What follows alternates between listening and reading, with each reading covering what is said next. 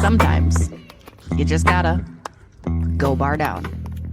Kirill, top titty 2x4 to end the game. That was nice. Bardown Beauties. That's the sexy part of the game, is it not? The plays and the goals and the...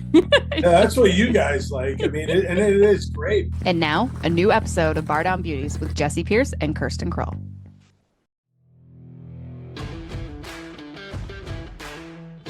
Hello, everybody. What's up, Bardown Beauties 271. We're recording on a Monday, as always, for your listening pleasure on a Tuesday, Minnesota in Dallas tonight before returning back home. My gosh, Kirsten, we're so fortunate. I will say we are so fortunate to have our jobs.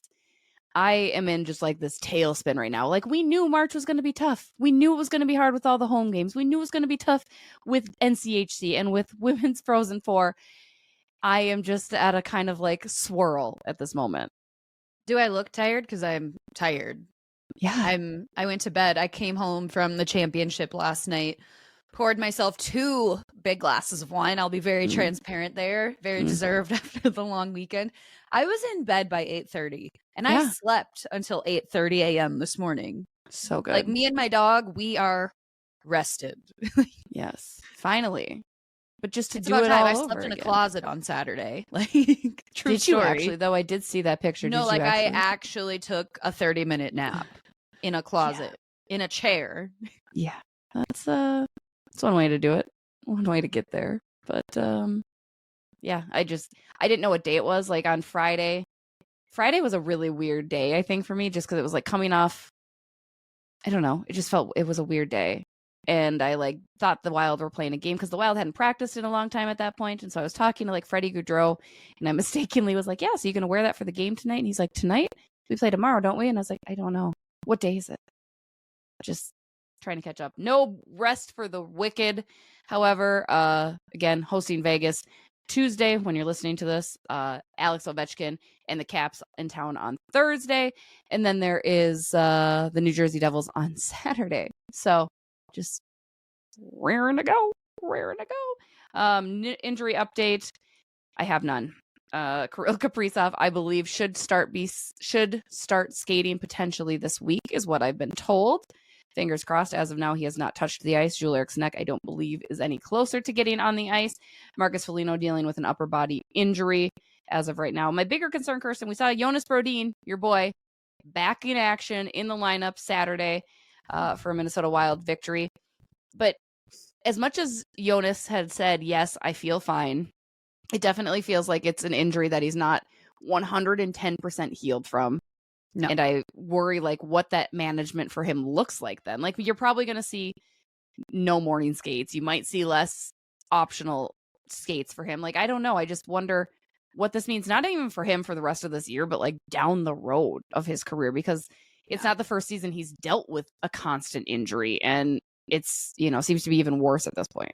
It makes me really upset for 25, but looking short term, a not fully healthy Brodin is still better than no Brodin. Also, why did the Wild recently, when they recalled Liam Ogren, also recall another defenseman? That's right. That's my question. They have Cameron Crotty recalled under emergency conditions, which means he can not only even play. Juracek, not even.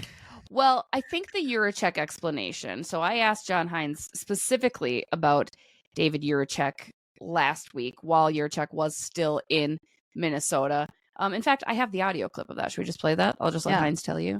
Let's toss it over to what John Hines said in response to me asking about Juracek being with the Minnesota Wild yet not getting in the roster. Take a listen. David Juracek, what's kind of been the conversations and communication with him, or what's the plan with him moving forward as he stays up here with the big club but not yet slotting in? Yeah, it's a difficult one with David. He's been great. I think we've tried to use it where he hasn't gone in, but he's put in a lot of extra work and done some things that I think are beneficial to him individually as a player. He knows the situation, and obviously we have to keep him here right now. If there is an injury, then he's going to be the next man up. So I think being around the team, being around the environment, getting the extra work he's put in is not a bad thing. Obviously, the game action is important as well. So if, let's say, Brodin comes back or we don't get any injuries, it is on our mind to let him get down and play and continue for his development as well. So I think overall it's been a positive. So yeah, I mean, I understand where Hines is coming from as far as the positive goes. Like, it's positive that he's here with the team and he's the first one in. It just feels very much like he's a player you could have used. And no disrespect to like John Merrill, who I think has played well. But he's that offensive component. And we talked about that before. Like, that's the only thing that's curious to me. But that's why I think maybe you call Cameron Crotty up so Yurchek can get some games in Iowa, right? Maybe. But also, and I say this respectfully, and it's partially on me for not paying attention like I should be to the Iowa Wild. It's another defenseman I haven't heard of that they're recalling up here. Yeah, that's fair. No, that's very fair. And maybe you'll have Zeev Buium quicker than expected. Not gonna lie though, Denver in that semifinal game did not look great. They came out victorious, but Zeev too wasn't as solid as I would have anticipated, I guess. No, but I don't know. And this is no disrespect to conference championship games. Sure. Like, but you look at the championship game between Denver and Western Michigan. Both teams obviously want to win for pride. Both teams are already, they didn't have as much on the line as other teams would have. They already were making the NCAA tournament. So they didn't have that automatic bid or season end kind of extra push to get them through. Like, yes, like it's cool. It's an honor to be a conference championship, but they got their eyes on the bigger picture, which is the NCAA. Right. Yeah. If you had Nodak or Arizona State in there, each of them needing to get that win in order to be NCAA eligible. Are you excited for NCAA hockey brackets? That was released Selection Sunday yesterday. I know your Huskies are not there. I apologize. So you going to get on the Gopher bandwagon? Never. Okay. I literally am never. No, zero interest. Kind of rude if you ask me. Like, who else are you going to cheer for? I'm not going to cheer. Like, you're an absentee ballot. I respectfully don't. If my team's not there, I don't really care. Like, I hope everybody has fun. Oh, wow. What about Minnesota State? Still not my team, not my school. You'd rather see them succeed. You'd rather see them win over the Gophers, though. I don't know. Honestly, if I'm cheering for anybody, it's probably Western Michigan. NCHC representation. I love what Pat Ferschweiler has done with that team. A Rochester, Minnesota native, John Marshall High School grad. So also I'm biased. My high school, my town. I feel, that added connection, even though he and I have never met. So Western Michigan, I'm rooting for them through the tournament. I take that back. Alex Bump, baby. What a player. What a player. In case you missed it, we tweeted this out too, but you have Boston College as the #1 overall, taking on Bentley in the first round of their region. That's out in Manchester, New Hampshire. Providence and Denver, the other two squads in that region. Then you've got Western Michigan taking on Minnesota State, the Broncos, #4 seed overall, and Minnesota versus Massachusetts. That's in the Fargo, North Dakota region. And then over in Allentown, Pennsylvania, you have #3 Maine versus Penn State, UConn versus Quinnipiac. And then out in Toledo, Ohio, #2 Michigan State against Cornell, and Boston University against Ohio State. I gotta say, I hand it to the NCAA. They did a nice job dispersing those Hockey East teams. Like, that was going to be such a challenge, right? To not have all these Hockey East teams loaded in one and trying to work their way into the Frozen Four happening in St. Louis. But yeah, I mean, I think each region looks really fun. There's some really good competition there. I mean, it's the Gophers' year, though, I think. Okay. I say it every year. Well, just objectively, it will sound very harsh. It would be almost a failure if this Gophers squad doesn't get it done. Yeah. It's a loaded roster, so it would just be wasted potential almost if they don't win it all. Yeah. Which is harsh to say, but that's fair. I need it. I need the bounce back because my Iowa State Cyclones got eliminated and I had picked them to win the entire March Madness bracket. And that was your first mistake. They looked awful. There's the loyalty. I just couldn't. I was like, I love them. I want them. The thing is, I didn't do my due diligence. So this Iowa State basketball team was loaded. Like, this was a year. Like, they were top 5 the entire season, mostly top 3. They came in with the #3 seed to the tournament. Their best player got injured right before the start of it. They lost 2 of their other key offensive pieces. Shout out to Nate Heisey, though, our good friend Taylor Heisey's brother. getting in that starting lineup, but Iowa State looked pitiful. And now I don't care about March Madness. Don't ask me about any games. I don't care. I have not watched a lick of college basketball all year, and my bracket's still doing pretty good. Who's your champion? Michigan State. I think that's a safe one, right? I believe Michigan State's fairly popular. But that was a close game yesterday.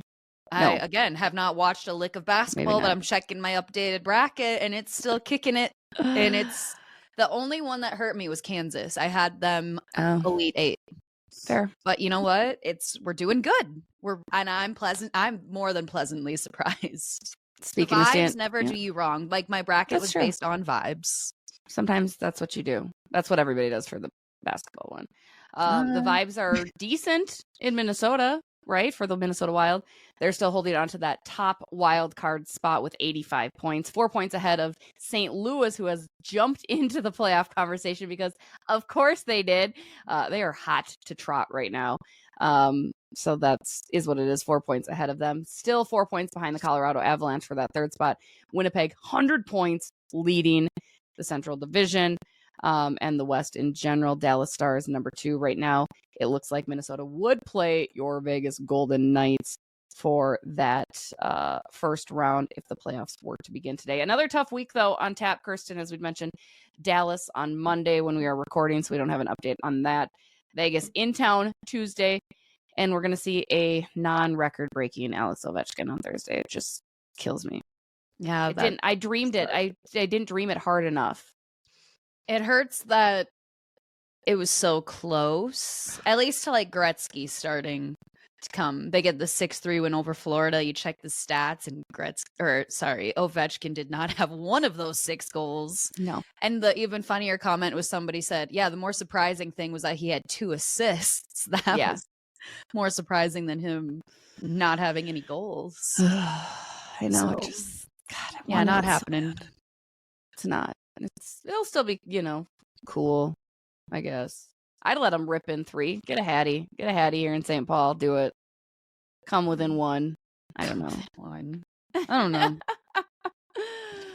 It also, I guess, is a little bit better because it'll be a less chaotic media scrum, I suppose. Like, I couldn't imagine trying to weasel my way into that scrum with 50 media contingencies. It would be national media everywhere. Like, so many national media members would be traveling. Yes. Understandably. It's a big deal. I mean, I get that too. But yeah, all in all, I guess to sum it up before we get to Dominique Petrie and talk a little bit of Frost hockey, Minnesota Wild seem to be playing still okay. I mean, they're treading water continuously because defensively, that's the way they're playing. Shout out to Philip Gustafsson, who again has had a solid year. There was a little bit of a blip, but man alive, like he is keeping this team. He is their best penalty killer. He is the reason that the Minnesota Wild are coming away with these 2 points.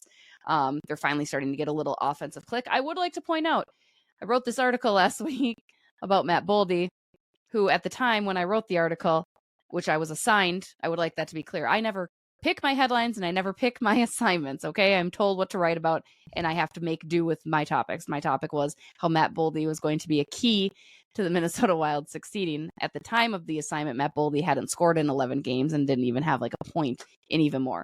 But I made it work, Kirsten, as I do. I wrote the story and then I got torn apart about it because everyone's like, Matt Boldy hasn't done anything. Well, guys, since that story released, he is on a 3-game point streak. He has 5 points in 3 games, so you're welcome, Matt. Yeah, somebody else who's going to feel very vindicated is our good friend Mitch, who is listening from out in Vegas, who anytime we would bring up Matt Boldy not doing anything would send me a message. Well, So he probably feels very vindicated. I'm like, it's about damn time. It's about time. Like, yeah. Like here's the thing. I want Matt Boldy to do something. He just hadn't been doing anything. Yeah, it's tough love. That's all it is. It's that tough love that we like to give to the guys. Yeah, sure. It's a plea more than anything. Do something. No, but you're starting to get contributions from those guys that should be contributing. I maintain that Yakov Trenin should be bought out this offseason. Pretty sure it's Trenyan. Yeah, it is Trenyan. I was told this weekend that I need to stop tweeting. I can't with number 13 because apparently I tweeted a lot. You do, and you say it a lot. Well, He's out at there least I'm doing his consistent. best. He has cement hands. Did you see that breakaway opportunity? Like, I knew that there was nothing to get excited about. Like, it's like I don't know. I can't. I'm sure he's a really nice person. Just a man doing his best. Is he though? Is that his best? Like, is that the best? Everyone's best looks different. That's true. Keep trying. Mhm. We're gonna try to wrap this one up. We're gonna take a quick break. When we come back, Dominique Petrie, Minnesota Frost forward. Stay tuned. Your favorite P-Dub dynamic duo has teamed up with our friends at SotaStick for a one-of-a-kind merch collaboration. Signed, sealed, and delivered, women's hockey superstars Grace Zumwinkle and Taylor Heisey bring their patented personalities with a whole vibe on tees and crew necks, now available only at SotaStick.com. While you're purchasing those, don't forget to toss in some 1980 Miracle memorabilia to help celebrate the 45th anniversary of everyone's favorite on-ice moment. As always, use code Bardown Beauties at checkout for 15% off all purchases at SotaStick.com.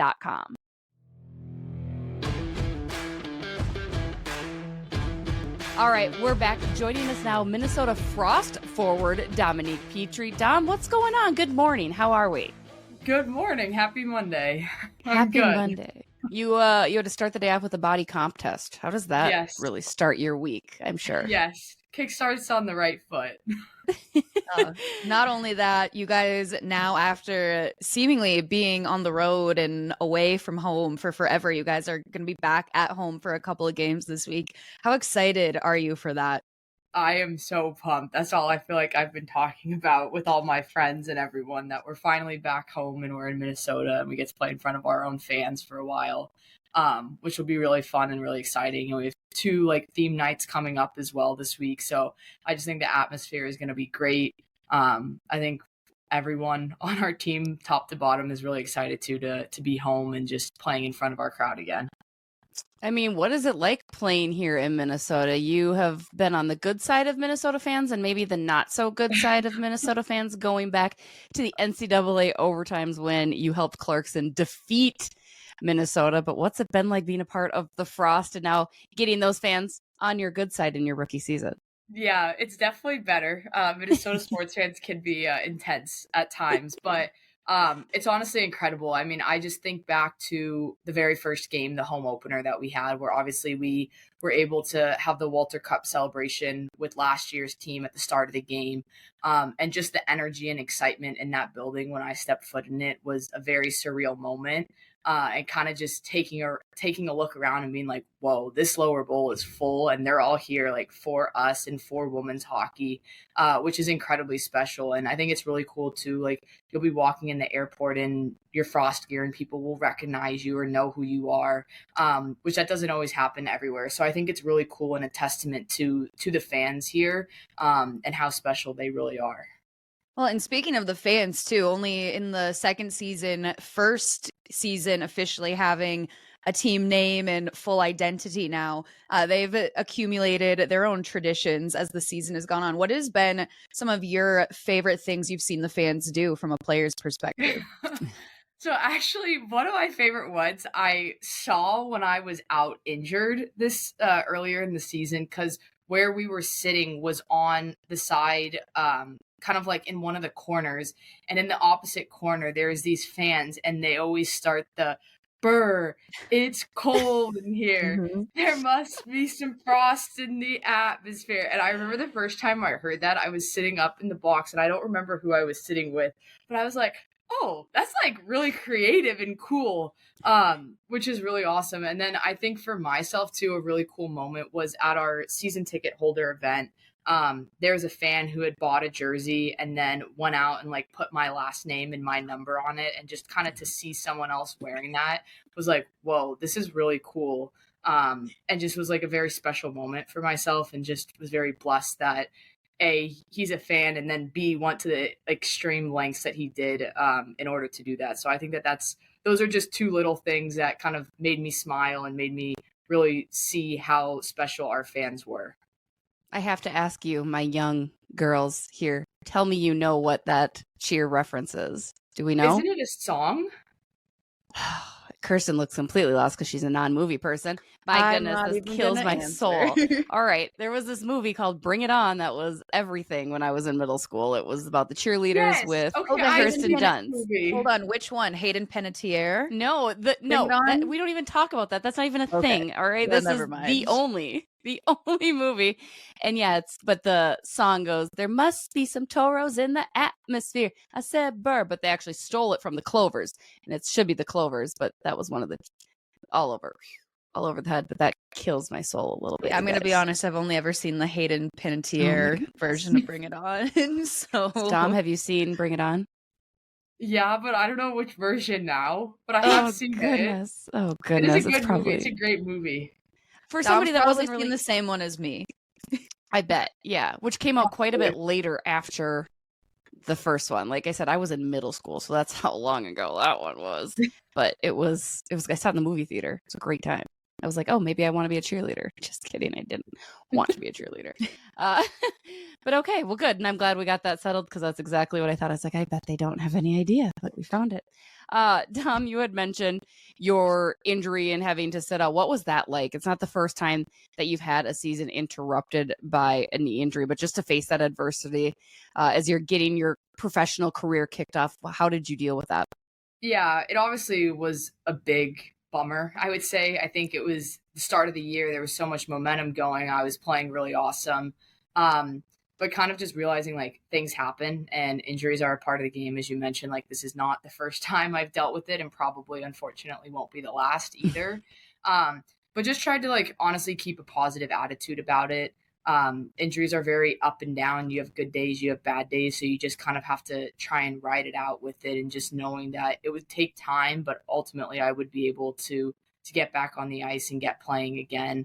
And just trying to like find whatever I could in that time to still be involved with the team, still do what I can. I think kind of too, I was able to lean on previous experiences when I was struggling, like, okay, what did I do back then? What worked, what didn't? And how can I bring that to this injury moving forward? And then even to come out back on the ice, it's like, okay, jumping right back into games, like didn't really have much reps under my belt, but it's also all like a learning curve and an experience of something that, okay, I haven't done this before, so I'm going to gain this experience now. Because as I said, like it might happen again and it's only going to help make me better in the long run. And, maybe adjusting to the injury is part of this answer to the question I'm going to ask you. But as you've transitioned from collegiate to your pro career, what have some of the biggest learning curves or adjustments you've had to make? Yeah, I think that obviously was a big one. It kind of, I don't want to say like threw a boomerang in the year, but kind of was like, oh, we have to pause, pivot, readjust. But I think the big thing too is like, the difference of like the pros versus college is that I have found is like you're playing, like I had mentioned, like you jumped right back into it and you like picked up right where you left off. It's not really like you have the whole week to prepare as you do in college for your 2 games on the weekend. But like you're on the road for felt like we were on the road for almost like a month straight there for a little bit. But you're obviously on the road a lot and there's not a lot of like practice reps. So it's just a lot of pregame skates and games. And I'd say that's kind of been the biggest adjustment is being able to be dialed in and day out without really getting the practice reps and having to get yourself ready in other ways opposed from just like getting the physical practice reps. So I'd say it's been a little bit obviously of a journey, but a challenge, but in a good way too, because you kind of figure out what works, what doesn't, what you like, what you don't like, and just being able to kind of go with the flow a little bit too, because at the end of the day, most of it's out of our control, but we just have to step foot on the ice for the puck drop and be ready to go at that point in time. Sure, that sounds like a challenge, but I think a bigger challenge for you might have been dealing with the Minnesota winter for your first time, a Southern California gal. I heard you were maybe a little bit more bundled than others more often than not. What was that like? And frankly, I should let you know, Dom, this was a little bit of a softer winter for us, I think, personally. Kirsten, would you agree? I would say the last 2-3 winters we've had have been very abnormal from what I grew up with. Like we've had, I would say this winter and last winter too, we've had one spurt where it's like, wow, it's really cold. Yeah. But all in all, this is nothing like we're typically used to. Sorry, girl. Yeah. All I know is that there was that one weekend. It actually landed like around my birthday, so I had some friends in town too, and it was the negative whatever 20 degrees with the wind, and it was freezing. And of course, one of my friends had the brilliant idea of, oh, let's just go build a bonfire and sit out in the sun because the sun's out, so it'll warm us up. And you want to talk about bundled. So first off, I'm roommates with May Batherson, and she always would give me shit because I would have two coats on. I'd have like a smaller puffer and then our big puffer with like a hoodie underneath too, and a long sleeves. Don't get that wrong. But I remember we were going out to this bonfire, and I was like, what am I supposed to wear? Like, I'm going to freeze so cold. So I literally had on like the base layers. Then I had a pair of leggings on. Then I had a pair of thick sweatpants on with a blanket on top, and just like fully bundled up top. Like, I don't think there was maybe just like my little eyes were showing with sunglasses on top. But yeah, the winter, I don't know, hearing is mild is tough because I don't know, we had a couple negative days where I was like, it's cold as heck here. Mm-hmm. And it's always so deceiving too, because I think the sun's out. So I think sun, warm, LA, oh, it's going to be beautiful. And even the other day, like I went out for a walk around the lake and sun was out. And I usually go out on the patio and check before I walk out, so I know if I need to add some more layers or not. Sure. And I didn't check because I saw the sun. I was like, oh, it's so beautiful. Like, I just got to get out there before it sets. And I get out there, and about halfway through, I was like, I've made a big mistake. Like, I was just in this little, like, not even coat and like a long sleeve underneath, and the wind too is just ripping right through me. I was like, oh. But I was committed, and I was already halfway around, so I had to finish it out. But you live and you learn. And I am not a weatherman, and somebody actually told me this like 2 weeks ago. Apparently in the winter, if the sun is out, it's even colder than a cloudy day because the clouds like insulate. So oh, I did not know that. I literally learned that like a month ago, so I can't take credit. See, and I didn't know backtracking a little, I have to ask, how long did this bonfire last? Maybe like 20-25 minutes. You tried. It was also really funny because I was in a white beanie because it was the warmest beanie I own. And I think progressively in the 20 minutes, I was getting closer and closer to the fire. And by the end, it was just black, covered with the ashes of the fire. I was like, oh, yeah, I need to go get this one dry cleaned now. That's hilarious. But yeah, then they went off and were like sledding and stuff. I was like, you guys are crazy. I'm not doing that. It's so cold. But we get a little crazy. I mean, when you're stuck inside all the time, right? We get a little crazy. We get a little nuts, I think. Yeah.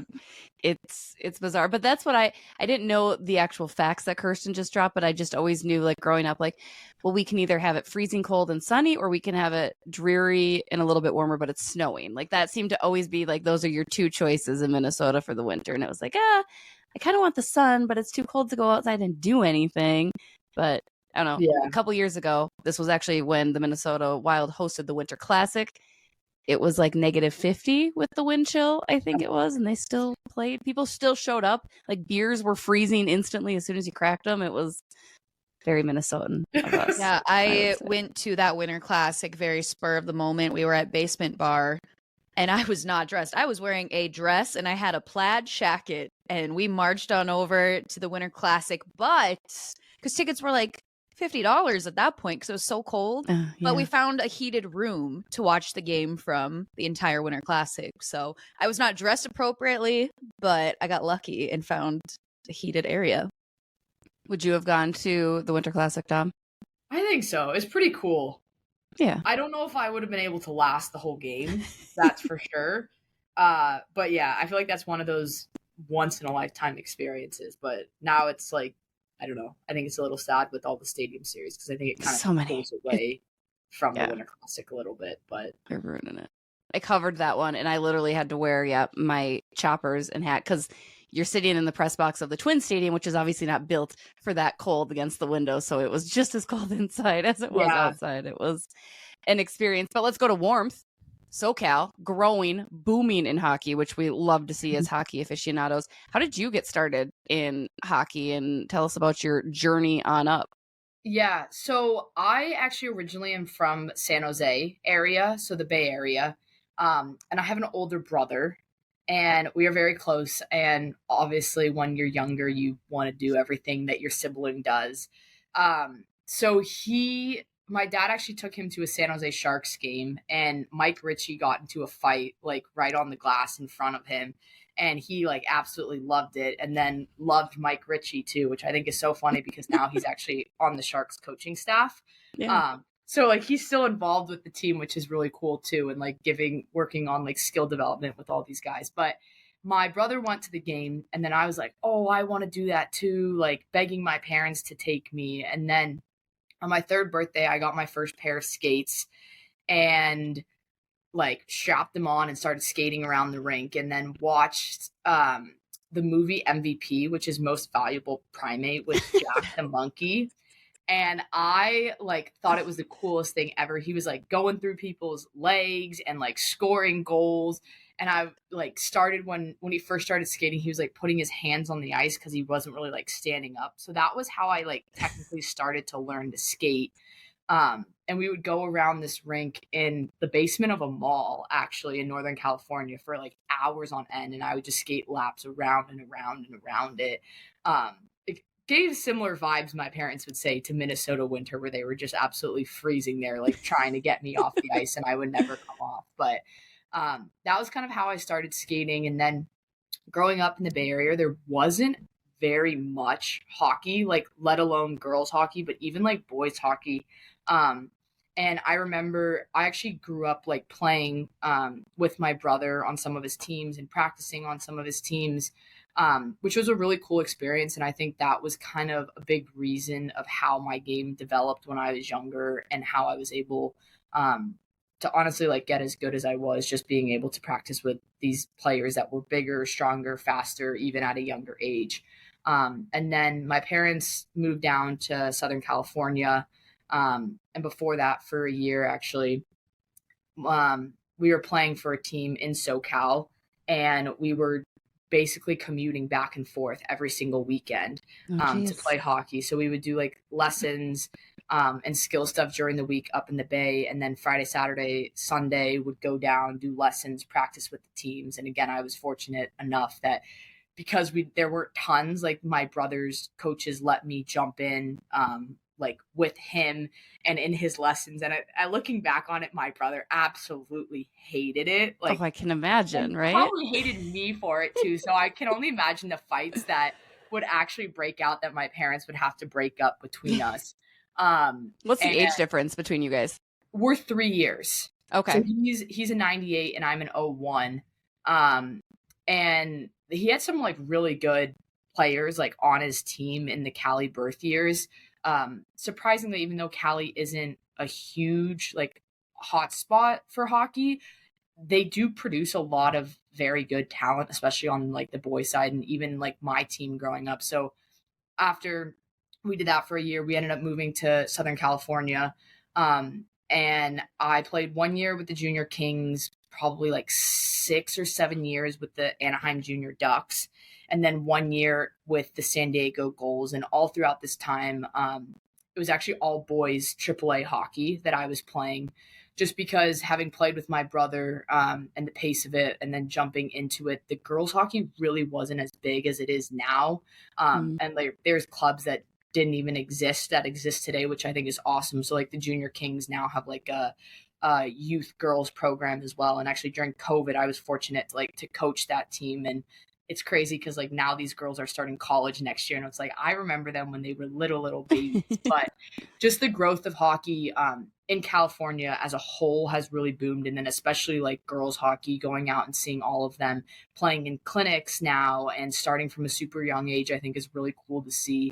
And kind of, I think one thing too that I try and share with a lot of these girls is I think like everyone's hockey path is different, and a lot of girls I think see players that move out to the East Coast and go to prep schools, and I kind of just share with them that like everyone's path is different, and you can kind of create and make your own path. And if you don't want to like leave California, you don't have to, because like I didn't. It's a great spot to be, and there's tons of resources out there now, and even still with like the growing of the girls hockey out there. Like they're able to play girls hockey all the way through and then go to college, which I think is really cool to be able to see. But yeah, that's kind of a little bit about how I started and then my journey through, and then that ultimately led me into college and then college into the pros. So yeah.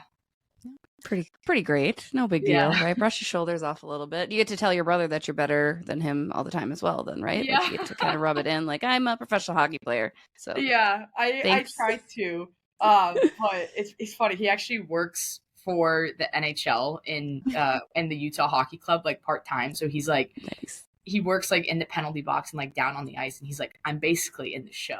And I'm like, okay, but no. He's like, but I'm in the show. Like I work for the show. And I was like, okay, so do I mean, his check is from the NHL, I guess, right? Like technically, like, my boss is the NHL, and I was like, okay, but no, it's pretty funny and pretty cool. So it's like we technically both are in the pros, and I was like, yeah. He found the loophole and is using it to his advantage. SMH. It's a sick job. I don't blame him. I was like, I would do it too. So yeah, they're getting some good crowds out there too. I just saw that from the other night as they're making their push. Like that'd be a fun thing to be a part of for that first year. Yeah, it's really cool. It is well, really cool. Dom, getting to know you just a little bit more off the ice too. Now that you've gotten to know Minnesota a little bit more after being here, what are some of your favorite things to do on an off day or after a game? Recently on my off days, I've really been enjoying like walking around the lake. It's been warming up a bit, so I can do that. And I think it's just really cool to be able to do that. A couple of my friends that live locally here, they're like pretty big foodies. So I've been able to like explore some of the restaurants in like downtown Minneapolis and North Loop area. And I'd say like there's a lot of hidden gems that maybe they're just taking me to the really good ones. But there's a lot of hidden gems that I really like. And it's kind of funny too, because one of my friends from college like texted me and goes, I love when I see that you've liked these like Minnesota like activities, things to do that you're doing, which was funny. But I was like, and then I told her, I was like, no, you actually need to go to this place. Like my friends took me and it's great. So I thought that was really funny. So definitely like trying out the local food spots. And then honestly, I've been kind of, when we're in town on weekends, trying to find like different activities. I think one weekend we went to a Christmas market, try to go to like other sporting events too that are here. So I think we're looking into we go to handful of Wild games, of course, but then also some of like the pro soccer teams that's here, that their season just started, so we're gonna hopefully head to some of those. But that's kind of what I've been doing when I'm not around the rink. But you're a foodie, but I also hear you like to cook. Like you're kind of a little chef and like to get in the kitchen. What's the one meal that you're like, you know what, I'm really, really good at this, and that's what I make? Do you just like trying different things and have like your flavors that you like and you're like, bam, let's do this? Yeah, I think it kind of, it ebbs and flows. So it kind of goes on what I'm feeling for the week. So like the other day, one of my like staple go-tos is a, cauliflower gnocchi Brussels sprout bowl. So it's like chicken, the cauliflower gnocchi, which is from Trader Joe's, like char up some Brussels sprouts, and then, like you mix it all together with a pesto sauce and then top it with like balsamic glaze, cheese, and some spices. And that one I think I've gotten pretty good at, but it's also hit or miss because some people don't like the gnocchi. I'm always a sucker for anything sweet potato. Like I made some sweet potato nachos one day, like on a sheet pan, for a bunch of like my friends, and then May and another girl in our team that lives in our building. So like anything with sweet potatoes, like I'm a sucker for. But I don't know. I don't know if I have like a staple. I kind of just try new things out. And usually it takes some experimenting and figuring out to like be like, okay, now like I have this down. But yeah, I do like to cook if I can. That being said, do you bake as well, or do you cook? Like for me, I'm the same way. I'd rather just try things, and I'm like, I like my flavors, but I don't measure anything ever for any of it. And baking, you have to, because it's a legit science. So I hate baking, but I could cook all day. That is why I do not bake. I think there are a couple of times I baked a little bit in college because one of my roommates had some really good recipes. So there's like 2 things that I can bake that I know because I have the recipes for, and I've done it enough that I'm like, okay, I can do it. But free trying bacon is not going to be my thing. The fire alarms will definitely be going off in the building. So I just will stick to going and getting my dessert too. That seems fair. Yeah. I wouldn't disagree with that. Yeah. Like Save some time too. Right. Less cleanup that way as well. That's very true. I let Heisey do the baking and then bring it in, and I'll. Is she a baker? She's a big baker. Yeah. Okay. She'll come in with something almost every week. Well, when we're home, she will, and she'll bring it in, and we'll do it that way. Which also is better because then if I just had it at my apartment, I think I would just eat it all in one sitting. So, just having her bring one in a week is good for me. I did bake during Wild Development Camp this year, and without thinking, I brought it and gave it to the players. I'm like, I don't feel like I should be giving you guys these things before you get on the ice. But there were only like 3 that took it, and 3 were like very new kids. And I'm like, oh, I should have told you guys not to do that. But here we are. Whoops. They didn't make the team. No, I'm just kidding. Before we let you go, Dom, we've got 2 fan questions. The first one we kind of already touched on, but from Derek F. What is a typical practice like, and is it different than what you experienced in college? You kind of already talked about that, but is it just so nice to be at home and get those practice reps? Tria, obviously a great facility for you guys too. Tell us a little bit about a practice day norm for you. Yeah, I mean, obviously when we get to practice, it's really nice. I think one of the things that we talk about, like our coaches do, and as a team, is like playing fast and playing with pace. And that's one thing that I think our practices really mimic. So we have a lot of speed. We're moving through drills. Like we're on the ice working. When we're not working, we're getting water, and then we're right back in it, which I actually really like. And it's not a lot of like standing around or talking things up, but we're working, and then we're getting off and kind of taking care of business, which I think translates well to when we play on the ice. Like our practice habits show through in the game, which is really cool. Yeah. And then the other question from Brock Kaprizov, which I'm going to go out on a limb and suggest it's not his real name, but or her real name. They want to know why we're at number 14, correct? Yeah. Why number 14? Was that always been your number? Is there any significance behind jersey number 14? Yeah. So kind of tying it back together, when I was growing up playing with my brother was 41. And then I picked since I couldn't be 41, I picked the opposite of him, which was 14. So it's kind of been like a little bit of like a family number ever since then. And coming in, I've switched my numbers a little bit. I think I switched it when I was at Harvard. I switched to 14 for my last 3 years there. Once someone graduated, and then at Clarkson, I couldn't have it because someone else was. And then when I came into the Frost, they asked us to rank. So I think I ranked 41, and that was taken. And then that's Denny. And then I was 29 at Clarkson. So I ranked 29, and that was taken. Yeah. And then I think 14 was like, okay, I'll take 14, and luckily no one else had it, so I was able to, and which I was shocked by because usually 14 is taken and people have it. So I was 41 seems like a weirder one to me to have taken than 14. Yeah. Like 14, I'm like, well, that seems normal. 41 is a number. I'm like, oh, that is very interesting. Yeah, so I kind of was gonna like bring it back because the first time I played without my brother, I was 41, but then it was like everyone's like 41, like that's such a high, random, weird number. But then I think I ultimately switched back to 14, and I'm happy with it. I think it suits me well. So there you go. It's also sharing the number of Kirsten's second favorite Wild player as well. So we miss him dearly and would love for him to come back. But yeah. Just saw injuries. We saw a sign of life. We saw him in the background of a video the Wild posted, so he's around. He said he was behind me. For whatever reason, Kaprizov and Foligno were in the press box seating area the other day, so it was awkward. I feel like it was just like a parade. Like, see, they're alive. We have them. They're not kept people. But that being said, sure, the Wild are home. But more importantly, the Frost back in action. Dom, we really appreciate you joining us.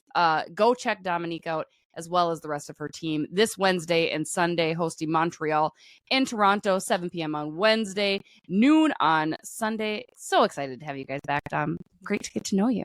Yeah, thanks for having me. All right, See guys, you that's Wednesday. gonna see you Wednesday. That's gonna do it for this week's episode. As always, shout out to Greenbelt, Talk North, Jim Beam. Thanks to everybody who came out to Tom Reed's for our Buttes Live on Monday today when we're recording, but you're listening on Tuesday, the whole thing. And yeah, have a great rest of your week. Bye.